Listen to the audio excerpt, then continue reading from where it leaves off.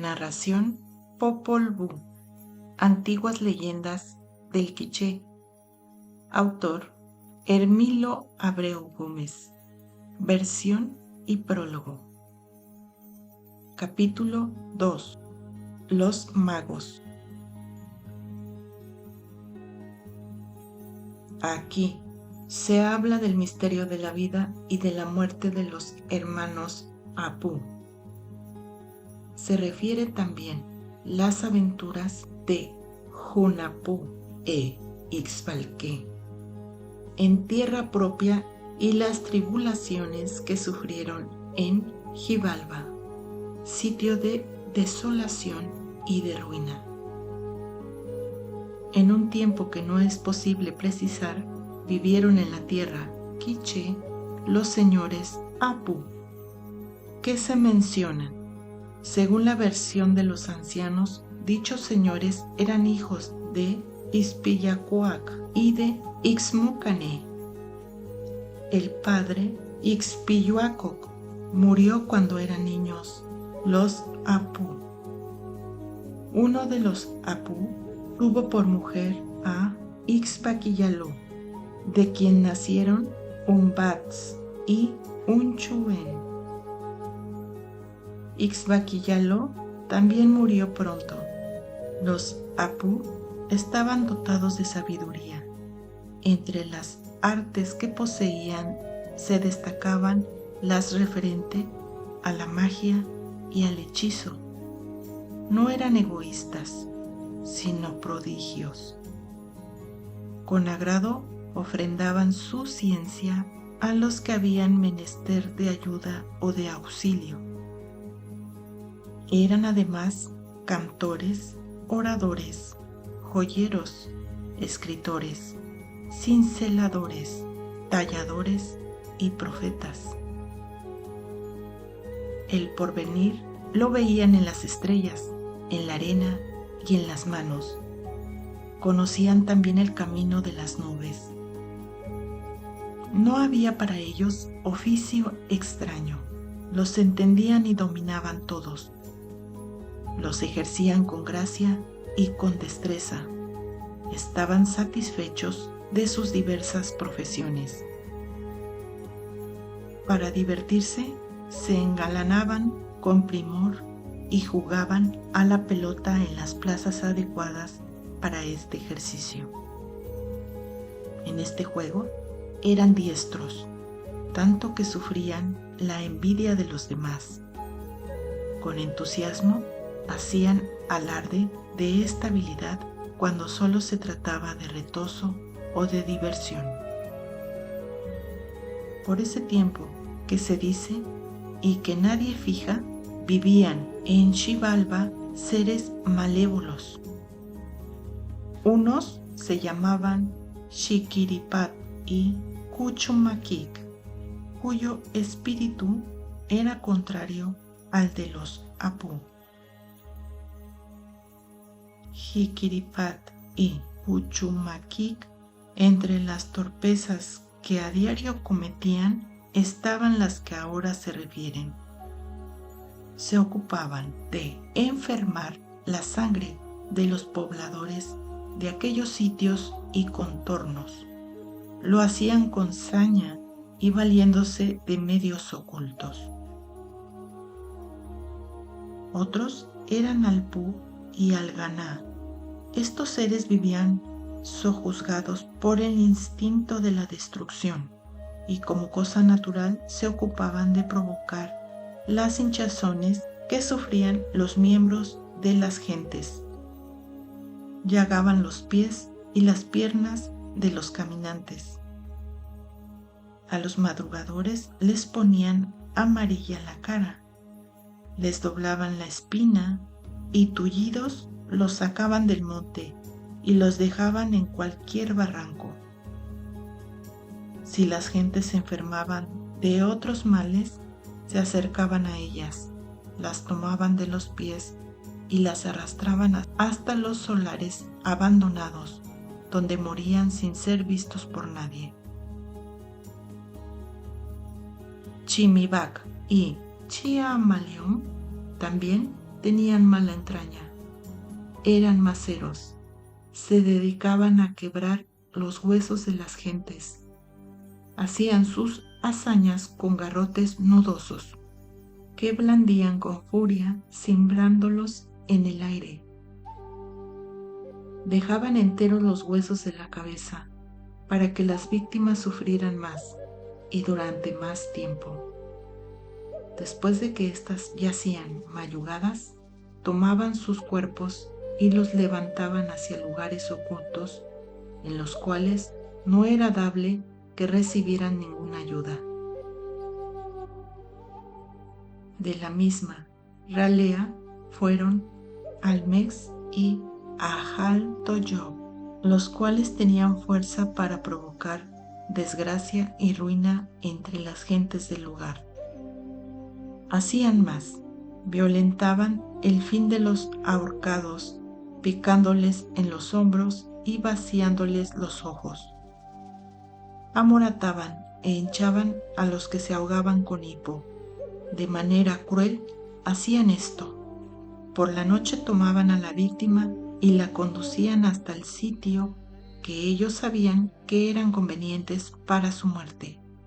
Allá los dejaban desnudos y boca arriba, la vista al cielo. Las aves carniceras les rajaban las entrañas y las esparcían sobre la tierra. De peor calaña eran Jic y Patán, los cuales se ocupaban de acorralar a los que morían en los caminos y en las veredas de los montes, a los que fallecían repentinamente, a los que terminaban sus días arrojando sangre por la boca y a los que de manera violenta dejaban de existir. A todos les apretaban la garganta y se hincaban sobre sus pechos para hundir sus costillas en sus pulmones. Por el tiempo en que estos seres existían y cumplían con sus destinos, el gavilán, el mensajero de Huracán, conoció cuán diestros y cuán distintos eran los Apu. Bajó entonces de las nubes en círculos que se fueron haciendo más estrechos. Descansó en la rama de un roble y luego, de un salto, se puso delante de ellos en el momento en que empezaban a jugar a la pelota. El gavilán se sintió feliz viéndolos tan hábiles y tan animosos. En efecto, los Apu jugaban con más destreza que nunca. No medían sus gritos de entusiasmo ni se cuidaban de la algazara que hacían. Palmoteaban como donceles enamorados. Rojas brillaban sus mejillas. Entreabierta tenían la boca. Concluían un juego y empezaban otro, cada vez más enrojecidos. Pero al caer la tarde, su bullicio fue oído por los señores de Xibalba. Estos, orgullosos como eran, engreídos en poder, se sintieron agravados por aquella falta de recato y de moderación. Llenos de ira, quisieron saber quiénes perturbaban de modo tan insolente la paz en que vivían. Presos de malestar, se reunieron y con envidia dijeron: ¿quiénes son los que juegan cerca de nuestra ciudad? ¿Cómo se atreven a hacer tanto ruido con sus voces y con los golpes de sus pelotas y de sus palas? No sabíamos que por estos contornos hubiera gentes tan audaces. Salgan pronto a buscarlas, vivas o muertas. Tráiganlas, que queremos conocerles la cara. Si vienen vivas, jugaremos con ellas el juego ritual, y si pierden, podremos castigarlas como merecen, sin que nadie nos crea injustos. Salgan, pues, a buscarlas nuestros más diestros mensajeros, los cuales dirán la razón de nuestro deseo. Los señores de Xibalba estuvieron conformes con el parecer de sus amos y enviaron 4 mensajeros para que dieran a los jugadores el reclamo que se dice. Los mensajeros, que eran búhos, tenían distinta cara y contrario modo de ser. Hablaban con diversa voz. Una gritaba, otra reía, otro rugía, otro silbaba. Sin esperar nueva orden, cumplieron con su mandato. Se posaron sobre la casa de los Apu, la cual estaba junto a un barrio que tenía fama por su riqueza y la abundancia de sus peces y por el viento plácido y empapado de aromas que soplaba siempre. El ambiente de sus callejuelas y de sus patios estaba saturado de esencias y de música. Las aves y los pájaros volaban sobre los techos de las casas y se paraban sin miedo en las bardas de las huertas. Nadie les hacía daño. Allí esparcieron el arrullo de sus cantos. Bajaban a los prados y comían migajas de maíz, bebían agua en las acequias y se adormecían en las bardas, inflando el buche satisfecho. Los mensajeros dejaron el tejado y avanzaron hacia donde estaban los Apu. Cuando estuvieron cerca de ellos, les comunicaron el recado que traían. Uno de los Apu, interrumpiendo el juego, contestó: ¿Es verdadero el recado que nos traéis? Ya lo habéis oído. Lo que decimos es verdad. Somos mandados y no traemos palabras de engaño. Antes de cumplir con vuestra orden, debéis esperar, porque necesitamos despedirnos de nuestra madre. Podéis hacer todo lo que está en vuestra conciencia. Nosotros esperamos aquí. Entonces, los Apu salieron de la plaza de juego y se dirigieron a su casa. En ella vieron a Ixmucané y le dijeron: muerto nuestro padre Ixpillacoc, solo tú existes, bien lo sabes. Tu poder es el resguardo de nuestra autoridad. No tenemos otro apoyo. A ti, pues, te decimos lo que a él, si viviera, fuera debido decir. Has de saber entonces que los mensajeros de Xibalba han venido por nosotros. Nos traen recado de los señores de allí. Debemos acudir al lugar que nos dicen, porque no nos es posible excusar esta orden. Sabemos lo que esto significa. Dinos tu palabra sobre este particular. Al oír esta noticia, la madre se puso triste y contestó: está bien, si es preciso cumplir con la orden de los señores de Xibalba, cumplid con ella. Dejad entonces vuestros ornamentos de esplendor y los útiles del juego. Aquí los guardaré en secreto, que nadie conocerá sino yo, porque nadie los debe de tocar nunca más sin vuestra licencia. Ellos contestaron: si eso quieres que hagamos, eso haremos. Eso quiero que hagáis, porque esto es lo debido, contestó la madre sin levantar los ojos del suelo. Así lo hicieron. Depositaron sus instrumentos en un hueco que había en el tampanco de la casa, debajo del techo pajizo, sobre una viga que tocaba las dos paredes. Luego dijeron a la madre: aquí dejamos nuestros ornamentos y nuestros útiles. Cuando regresemos de la visita que vamos a hacer, los tomaremos de nuevo. Mientras dure vuestra ausencia, allí estarán. Intactos los encontraréis, añadió la madre.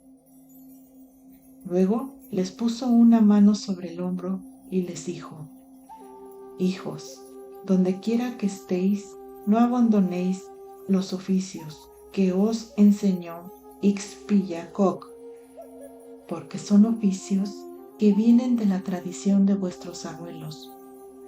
Si los olvidáis, será como si hicierais traición de vuestra estirpe. No dejéis de escribir, ni de cincelar, ni de cantar, ni de orar. Estas son las ocupaciones que os corresponden y no otras. No os apartéis de estos oficios. Recordad que yo vivo y que vuestro Padre os contempla. Así haremos, contestaron los Apu. Como a tiempo de partir vieron que Ixmucané lloraba, le dijeron: no llores, no estés triste, que aún no morimos. A tu lado quedan nuestros hijos, que son tus nietos. Ellos sabrán, entre tanto, honrar tu ancianidad. La madre no contestó a estas palabras. Partieron entonces los Apu. Caminaron por senderos ocultos y entraron en el misterio de Xibalba. Los señores los hicieron prisioneros. Sin justicia y después de varias pruebas, los declararon vencidos. Fueron maniatados y encerrados en un calabozo estrecho y negro. La angustia de la soledad no se prolongó mucho tiempo. Brillaba la luz de la mañana cuando se acercaron a ellos varios verdugos. Eran altos, recios y tenían la cara pintada de rojo y de amarillo.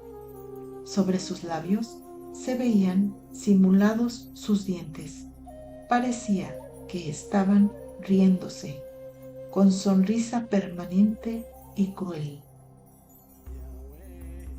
Los Apu, sin temor, los vieron acercarse. Apenas si movieron los ojos delante de su presencia. Los verdugos tampoco hablaron palabra alguna. La orden que traían era cierta y precisa. Con sus mazas de un solo golpe los mataron. Cuando los vieron yertos, tirados sobre el polvo, tomaron sus cuerpos y los descuartizaron, y los pedazos los enterraron en un lugar frondoso que se llama Pogbalchá. Levantaron luego las cabezas y, como trofeo, las colgaron en la rama de un árbol corpulento que allí mismo se alzaba desde hace tiempo, tanto que las gentes le llamaban el abuelo. Nunca había dado ni una flor ni un fruto. La noche que se vino después que sucedió lo que aquí se refiere, fue la más negra que nadie jamás pudo recordar en Xibalba. Ni una estrella se vio en el cielo, ni una luciérnaga brilló, como en otras veces, entre la maleza húmeda, ni siquiera las lechuzas, con sus manchas plomizas, aclararon la densidad de la noche. Se apagó el fuego que habían encendido los rústicos. Pronto un viento agrio y tibio empezó a soplar en ráfagas, creciendo duro toda la noche, barriendo los miasmas de los caminos y sacudiendo las ramas y los bejucos de los árboles. Los troncos se cimbraban como si estuvieran a punto de quebrarse por la fuerza que los empujaba. El polvo que se levantó puso velo delante de las cosas, como sumiéndolas en ambiente de neblina. En la lejanía se alzó el gruñido de una manada de jabalíes. La entraña de la tierra tembló. Los caminos se agrietaron. Al amanecer, el árbol aquel floreció y dio fruto. Parecía cuajado de la lozanía. Nadie antes lo había visto así. Los señores de Xibalbá se asombraron al conocer este suceso, pero más se asombraron al saber que las cabezas que allí colgaron habían desaparecido. Los Camé, señores déspotas de Xibalbá, temerosos, dispusieron que ninguno se acercara a dicho árbol y ninguno osara tocar ni la cáscara de tales frutos. Todo Xibalbá se vio sumido en una emoción de pánico. Las gentes que se encerraron en sus chozas y no osaron en comentar en voz alta los acontecimientos que se estaban desarrollando en aquel predio.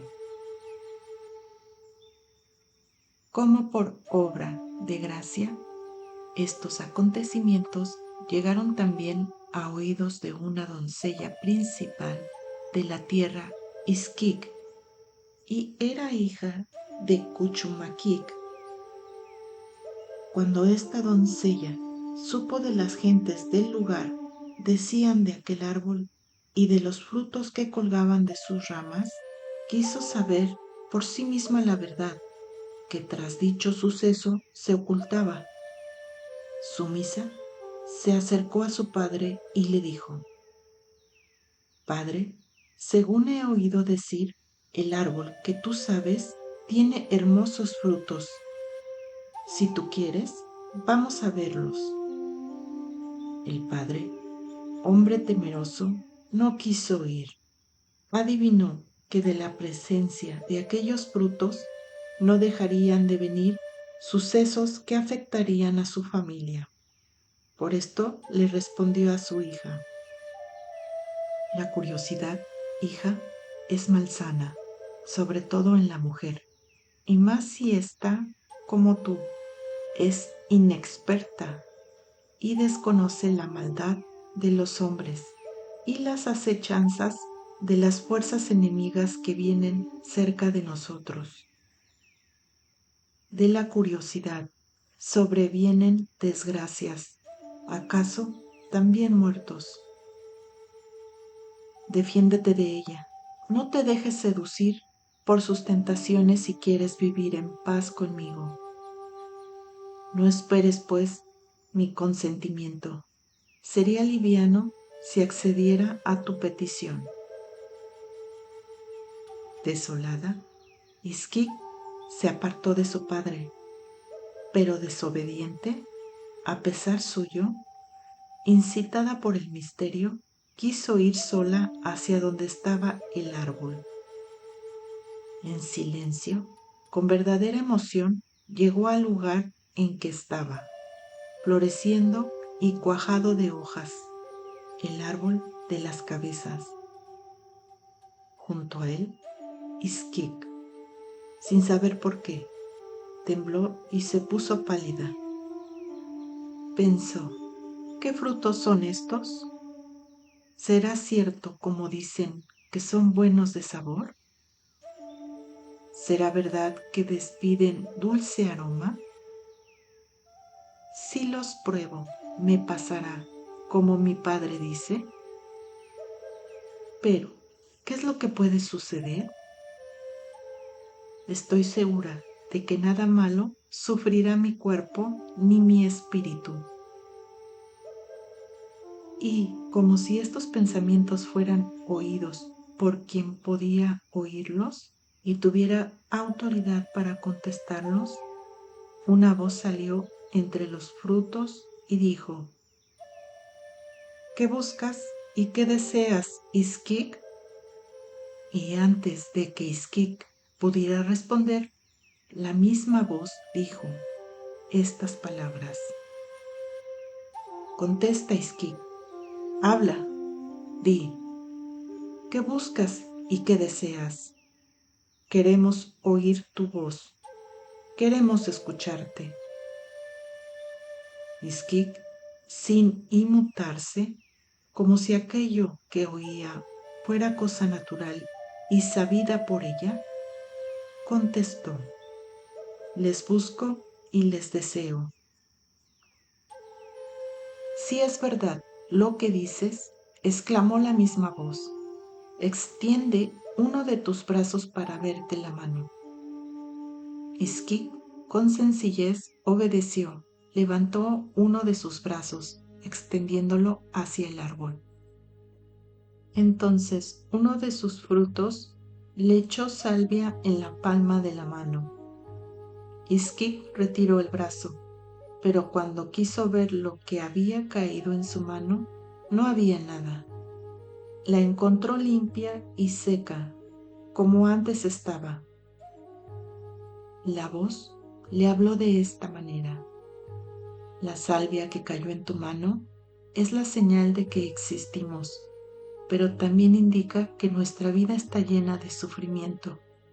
Entiéndelo así. Nuestras cabezas están vacías, no tienen más que huesos. Ayer, como sabes, fuimos grandes señores, poderosos y sabios. Las gentes temían nuestra ira, lloraban por nuestra justicia y se complacían al vernos la cara, porque ésta era resplandeciente, sin ser como la del sol. Nos respetaban, nuestra presencia era buena y sabíamos ejercer artes mágicas. Por estas razones nuestros enemigos nos miraron con envidia y con rencor. Nunca pudieron disimular su inquina. Vivían espiando la ocasión para destruirnos. Nunca tuvieron oportunidad lícita para saciar sus deseos de maldad. Al fin se valieron de un pretexto para atraparnos. Con engaños nos llevaron ante su presencia. En nuestras manos estuvo librarnos de ellos, pero el destino marcó en nuestras conciencias que habíamos de callar. Ya sabes lo demás. Nos declararon derrotados, nos mataron y luego destrozaron nuestros cuerpos. Aquí pusieron nuestras cabezas. Estas desaparecieron porque no estaba bien de ellas se hiciera mofa. En su lugar surgieron los frutos que miras. Las gentes que los ven huyen miedosas, pero como también sabes, no tienen por qué temerlos. Son frutos limpios, tan limpios como el espíritu que nos sustenta. Por esto, óyenos en paz, tal como lo haces. No te dolerá esta actitud, tampoco te arrepentirás cómo te conduces delante de nosotros. Obedece tu destino y oye las voces ocultas que vienen de la tierra que pisas. Has de saber Así como se transmite a los hijos el sufrimiento y el placer de los padres, así por medio de la señal que recibiste en la mano y que no vieron tus ojos, se perpetuará en ti el señorío de nuestra casta, y así nunca más perecerá. Atiende pues lo que aquí decimos, porque en ti renacerá nuestra estirpe. Anda, aléjate ahora de este lugar y vuelve a tu casa, porque no morirás sin saber que es realidad lo que te anunciamos. Sé casta, discreta y procura comprender el sentido que llevan las palabras que has oído. Y así fue como los difuntos señores Apu cumplieron el deseo de eternidad que vivía en ellos y que desde lo alto Huracán les había infundido en el momento de la creación. Ixquic, llena de gozo y asombro, volvió a su casa, disfrutó de dicha inefable y se alarmó de algo que estaba en ella y cuya naturaleza no podía entender ni era dable alcanzar. En su ser, en efecto, se había hecho lo que la palabra de los Apu anunciaron. De esta suerte concibió en su vientre a los hermanos Gunapú e Ixbalanque. Durante el primer tiempo, Ixquic permaneció en silencio y oculta de los ojos de todos. Nadie ofendió la timidez de su mirada ni la intimidad de su secreto. Era virgen para sí y para todos. Pero al cabo de 2 lunas, Cuchamaquic vio a su hija que estaba encinta. Esta no sospechó ni conoció tal verdad sino hasta que le fue revelada por su propio padre. Sucedió como se dice aquí. Cuchamaquic buscó a Uncamé y a Bucucamé, y delante de ellos, con gravedad dijo: es verdad que mi hija está encintada, lo cual es una deshonra y la mía. Avergonzado lo digo. Los señores le contestaron: si tú lo dices, así debe de ser. Proceded entonces conforme a la ley. Hazla hablar, haz que confiese la verdad y que diga el nombre del culpable. Pero si no te obedece, castígala como es tu obligación. Llévatela lejos para que ninguna de las gentes de aquí la vea más. Todos deben de ignorarla para siempre. Es bueno el consejo que me dais. Está acorde con lo que pienso.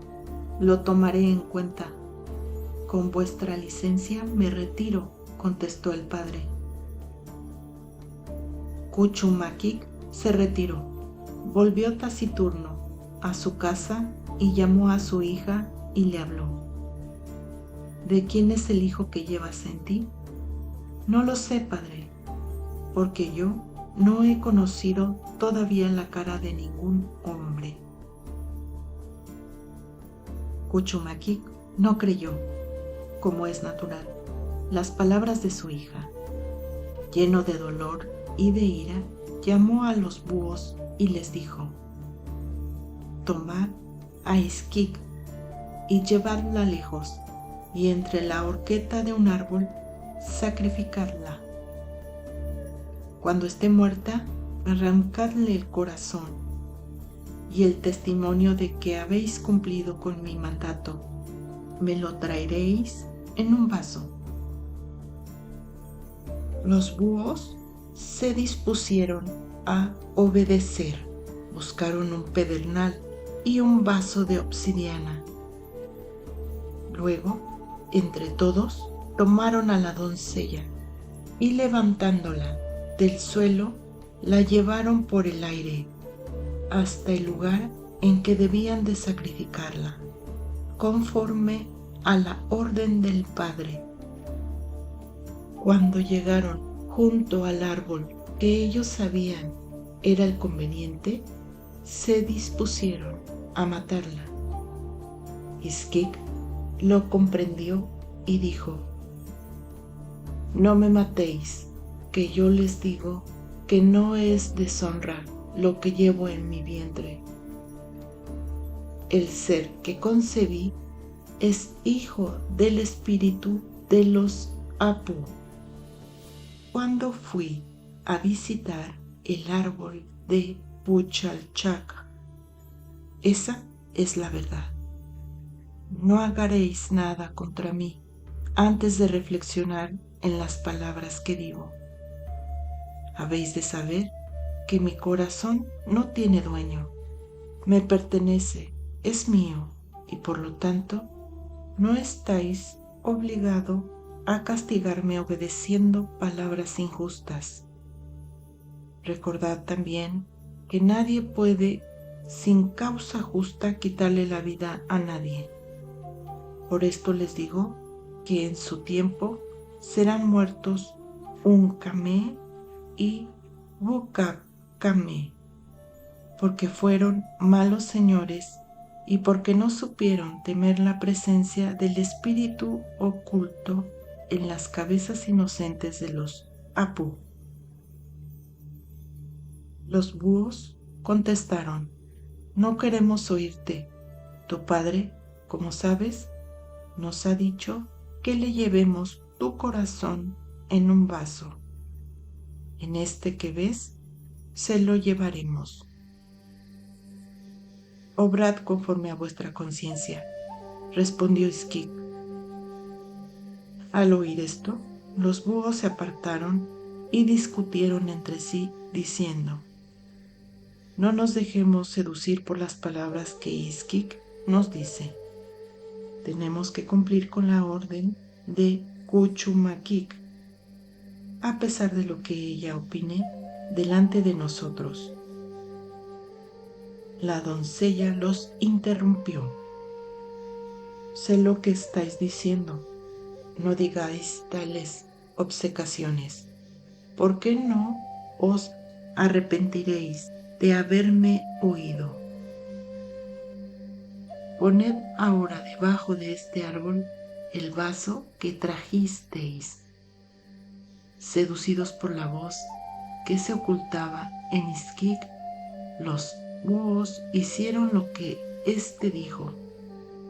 Entonces en el vaso cayeron unas gotas de sangre, las cuales coagularon en forma de corazón.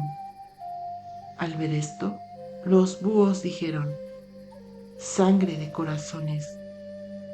Después, atónitos, añadieron: «Está bien, aceptamos la verdad de lo que ha sucedido. Nos iremos y diremos a tu padre que esta sangre es la que nos diste en lugar de tu corazón». «Hacedlo así», contestó Isquik. Y así lo hicieron. Sin tocar a la doncella, abandonaron aquel lugar y con la sangre que había caído del árbol volvieron a Xibalba. Volaron por el camino del aire que ellos conocían. Cuando Cuchumaquik los vio venir, adelantándose a ellos e inducido por los Camé, les dijo: «¿Cumplisteis con mi mandato? Aquí está la sangre que en reemplazo de su corazón nos proporcionó Isquik». Contestaron los búhos: «Dámela, tienen que verla los señores de Xibalba». Y cuando los señores vaciaron en otro vaso la sangre coagulada, ésta resplandeció como brasa. Uncamé dijo: «Poned esta sangre en el fuego». Los búhos obedecieron. Entonces ardió la sangre y el humo que de ella se desprendió fue suave y oloroso, como si saliera de un manojo de hierbas y de raíces tiernas. Entonces los que vieron lo que vieron quedaron aturdidos, enajenados o desposeídos de sus espíritus. Al ver esto, los búhos abrieron las alas y volando entre las tinieblas fueron a descender donde estaba Iski. Cuando estuvieron junto a ella, abatieron las alas y se convirtieron en sus esclavos. Iski les puso nombre en señal de pertenencia. No hizo más. Mientras sucedía esto, un Bats y un Chavén descansaban en paz cuando llegó Iskik. Esta, delante, aquella dijo: Óyeme, desde mi casa he venido. Me acerco a ti porque soy tu nuera, soy tu hija adoptiva, tómame como tal. La abuela contestó: ¿Quién eres? ¿Qué es lo que dices? ¿De dónde vienes? ¿Cómo has llegado hasta aquí? ¿Acaso en tu casa conociste a alguno de mis hijos, los Apu? Es posible que no sepas lo que todas las gentes de estas tierras saben desde antaño. ¿De veras que ignoras que mis hijos murieron de mala muerte en la tierra de Xibalba? La verdad te digo que no entiendo lo que dices.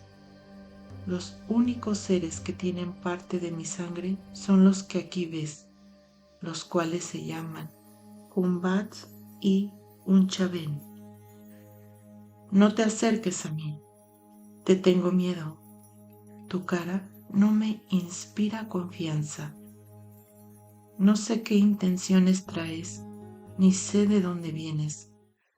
Debería echarte. Sí, debería echarte, porque es mucha tu osadía. Sí, sal de aquí, sal pronto, vete, te digo. No quiero mirarte más, no quiero que estés junto a mí. Vete y no vuelvas a presentarte bajo mis ojos. No puedes estar en mi casa, que es casa de decoro. No pretendas que te cobije. No te irrites conmigo, porque lo que vengo a decirte es cierto. Te digo que soy tu nuera. El hijo que traigo es hijo de los Abu. Lo concebí con la sola presencia de lo que de ellos queda en la tierra que tú conoces. Entonces me fue revelada la existencia de sus vidas, que perdurarán como espíritus en la región que no se ve. Pronto apreciarás cuán adorable es mi hijo. La viejecita, más airada, volvió a decir: Mientes en todo lo que hablas, no puedes ser mi nuera. Además, no quiero que seas de mi familia. Para consuelo de mi soledad, me bastan las gracias de los nietos que tengo. Mira cuán recios y cuán altos son, parecen gigantes de piedra o de madera. A un Bats lo conocerás por la anchura de sus hombros y la altura de sus rodillas, y a un Chavén por la firmeza de sus piernas y el grosor de sus manos. Lo que llevas en tu vientre es deshonra. No me lo traigas aquí, que no quiero avergonzarme por culpa tuya. Con tus palabras me engañas porque mis hijos, bien lo sabes, han muerto. Iski contestó: Una vez más te digo que no te engaño. Créeme. Después de un momento, la abuela dijo entonces: si es verdad que no me engañas, anda, corre, tráeme algo de comer. No tardes, aquí te espero. Si en ti no hay mentira, como creo que hay, debes saber lo que es necesario para cumplir mi deseo. Iskit dijo: así lo haré, puesto que así lo quieres. Y enseguida se encaminó a la milpa que cerca de la casa había sembrado un bats y un chabén. Pero en la milpa solo se levantaba una mata de maíz raquítica, mal crecida, entre la maleza y los abrojos. Cuando Iskik vio esto, se entristeció en su corazón y para sí dijo: soy deudora de muchos males. ¿Cómo podré llevar a Ixmucané una brazada de espigas si la milpa está muerta y solo se alza en medio del solar una mata que apenas si sostiene una mazorca ya marchita y tostada por el sol? Desesperada, invocó a quienes podían ayudarla en este trance. En su angustia dijo: chacal, que cuidas las sementeras, escúchame. Isto, que sabes preparar el nixtamal, ayúdame. Con dolor repitió varias veces esta invocación. Hubo un momento en que sintió que desfallecía y que la muerte se acercaba. Echada junto a un árbol, empezó a sollozar. De pronto, los seres invocados acudieron a su auxilio. Antes de que Iskik enjuagara sus lágrimas, aquellos le mostraron el poder de que eran capaces.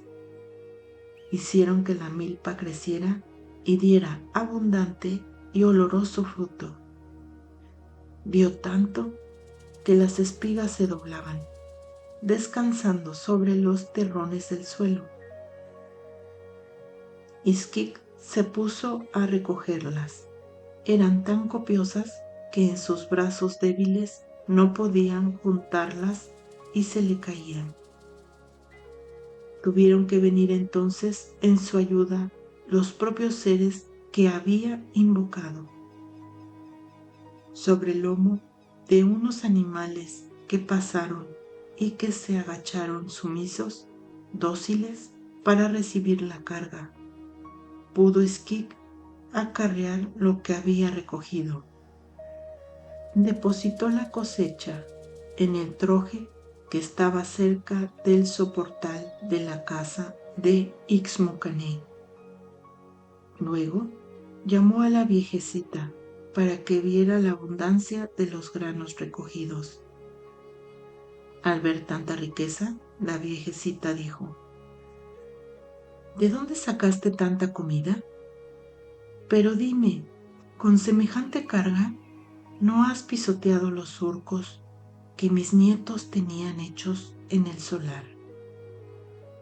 ¿No rompiste las acequias por donde corre el agua y los arriates donde crecen macizos de las rosas? Me temo que todo lo has destruido. Yo misma iré a ver lo que ha sucedido, porque presiento algún estropicio. No te perdonaría ningún destrozo. Caro lo pagarás. Iskik contestó: haz lo que te parezca. Entonces la viejecita se fue al solar y vio que la tierra estaba removida, que los surcos no habían sido desviados, que en medio de la milpa estaban abiertas las acequias y que en un rincón, junto a las albarradas, se levantaban los arriates. Vio también que en medio se erguía, como siempre, una única espiga. Al ver esto, se llenó de asombro. Al regresar de la casa, llamó a la doncella y le dijo: por la verdad que he visto, entiendo que es cierto lo que dijiste al llegar a mi casa. Te tomo, pues, por nuera. Veré por ti. Cuidaré de los seres que traes, porque serán mellizos. Que esta es la condición de los Apu desde los tiempos antiguos de su origen. En mis brazos recibiré a los descendientes de mis hijos.